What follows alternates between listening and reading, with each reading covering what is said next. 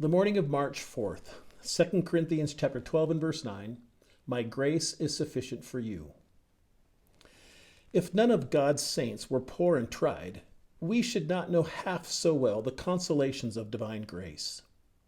When we find the wanderer who has nowhere to lay his head, who can yet say, I will still trust in the Lord. When we see the pauper starving on bread and water, who still glories in Jesus.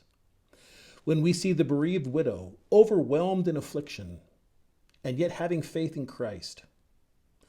What honor this reflects on the gospel. God's grace is illustrated and magnified in the poverty and in the trials of believers.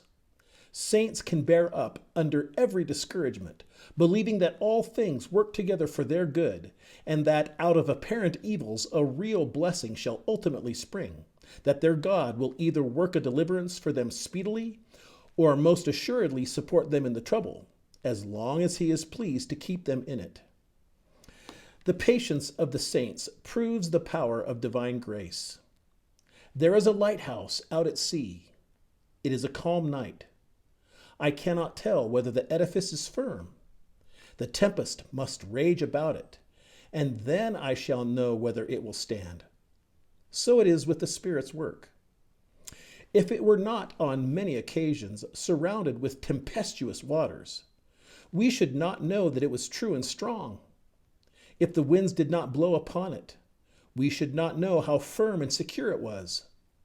The masterworks of God are those men who stand in the midst of difficulties, steadfast, unmovable, calm mid the bewildering cry, confident of victory.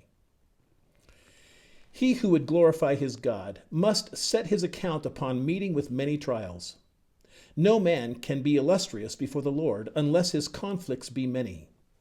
If then yours be a much tried path, rejoice in it, because you will the better show forth the all-sufficient grace of God.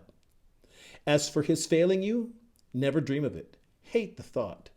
The God who has been sufficient until now should be trusted to the end.